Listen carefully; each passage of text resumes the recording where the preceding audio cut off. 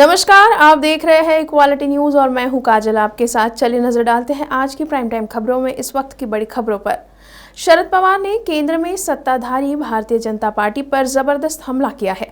भाजपा ये मुगालता न पाले कि वो केंद्रीय एजेंसियों का भय दिखाकर विपक्षी दलों को डरा लेगी। केंद्र शक्तियों का दुरुपयोग कर रहा है, लेकिन इससे वो राजनीतिक विरोधियों को झुका नहीं सकता है। देश के वरिष्ठ राजनेता एवं पूर्व केंद्रीय कृषि मंत्री और राष्ट्रवादी कांग्रेस पार्टी के प्रमुख शरद पवार ने केंद्र में सत्ताधारी भारतीय जनता पार्टी पर जबरदस्त हमला किया है। शरद पवार ने कहा है कि भाजपा इस गलतफहमी में न रहे कि वो केंद्रीय जांच एजेंसियों का भय दिखाकर विपक्षी दलों को डरा देगी। केंद्र शक्तियों का दुरुपयोग कर रहा है, लेकिन इस वजह से वो राजनीतिक विरोधियों को झुका नहीं सकता। देश के रक्षा मंत्री रह चुके शरद पवार ने यह बात प्रवर्तन निदेशालय और सीबीआई जैसी केंद्रीय जांच एजेंसियों के कथित दुरुपयोग के बारे में चिंता व्यक्त करते हुए कही। केंद्र पर केंद्रीय जांच एजेंसियों के दुरुपयोग का आरोप लगाने के साथ ही शरद पवार ने केंद्रीय मंत्री नितिन गडकरी की भी जमकर तारीफ की। पवार ने महाराष्ट्र के गन्ना किसानों के पक्ष में आवाज उठाने के लिए केंद्रीय मंत्री गडकरी की प्रशंसा करते हुए कहा कि चीनी उद्योग के सामने आ रही मुश्किलों को दूर करने के लिए नितिन गडकरी विशेष धन्यवाद के हकदार है। कश्मीर घाटी से हिंदुओं के पलायन को लेकर शिवसेना ने बीजेपी पर निशाना साधा है। शिवसेना का कहना है कि दिल्ली में बैठी सरकार के लोग फिल्मों के प्रमोशन में बिजी है, तो दूसरी तरफ कश्मीर में त्राहिमाम मचा हुआ है। शिवसेना के नेता संजय राउत ने मोदी सरकार पर हमला बोलते हुए कहा कि कश्मीर एक बार फिर जल रहा है।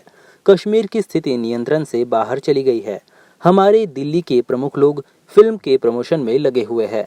संजय राउत ने कहा कि कश्मीर में कश्मीरी पंडित हिंदू समाज के साथ साथ मुस्लिम भाई जो देश की सुरक्षा का काम करते हैं, उनकी भी हत्या हो रही है। उन्होंने इस बात पर जोर दिया कि सरकारी नौकरियों में लगे लोगों को आतंकवादी निशाना बना रहे हैं। इसमें हिंदुओं के साथ उन मुस्लिम कर्मचारियों, सुरक्षा कर्मियों की हत्याएं हो रही है जो सेना पुलिस विभाग में काम करते हैं। संजय राउत ने केंद्र सरकार पर निशाना साधते हुए कहा कि इस सरकार में ऐसा समय आ गया है जब कश्मीरी पंडितों को अपने ही घरों से बेघर होकर देश में भटकना पड़ रहा है, लेकिन सरकार आंख मूंदे बैठी है। मध्य प्रदेश में लगातार किसानों के लिए जनहितैषी योजना लाने को लेकर मुख्यमंत्री शिवराज सिंह चौहान ने कहा है कि किसानों के उपार्जित गेहूं का भुगतान तेजी से किया जाए। जिन किसानों का भुगतान शेष है, उन्हें राशि प्राप्त करने में किसी भी प्रकार की समस्या उत्पन्न नहीं हो। मुख्यमंत्री शिवराज सिंह चौहान ने आज निवास पर समर्थन मूल्य गेहूं उपार्जन के भुगतान की समीक्षा तय की थी। सीएम शिवराज ने कहा कि किसानों के बैंक खातों में भुगतान फेल नहीं हो। उन्होंने कहा कि किसानों के बैंक खातों में शीघ्र ही राशि पहुंचा दी जाए, किसान डिफॉल्टर न हो और उन्हें ब्याज की राशि नहीं भरना पड़े, इसके लिए प्रयास करें। मुख्यमंत्री चौहान ने कहा कि किसानों को आवश्यक जानकारी पहुंचा दी जाए। राशि के भुगतान के लिए उनसे जरूरी दस्तावेज प्राप्त करने के लिए जागरूक भी किया जाए। बैठक में बताया गया कि अभी तक 4,99,000 किसानों के बैंक खातों में उपार्जित गेहूं की राशि का भुगतान किया जा चुका है। शेष किसानों को आवश्यक पूर्ति कर शीघ्रता से भुगतान कर दिया जाएगा। मुख्यमंत्री भूपेश बघेल ने रविवार को बिलासपुर को एक बड़ी सौगात देते हुए कांकेर से वीडियो कॉन्फ्रेंसिंग के जरिए बिलासा देवी केवेंट एयरपोर्ट से बिलासपुर भोपाल बिलासपुर विमान सेवा का शुभारंभ किया। मुख्यमंत्री ने कार्यक्रम को संबोधित करते हुए कहा कि प्रदेश में नई हवाई सेवाओं के विस्तार के लिए राज्य शासन द्वारा हर संभव प्रयास किए जा रहे हैं। राज्य सरकार के लगातार प्रयासों से पिछले 3.5 वर्षों में रायपुर के साथ साथ जगदलपुर और बिलासपुर से नई हवाई सेवाएं प्रारंभ हुई है।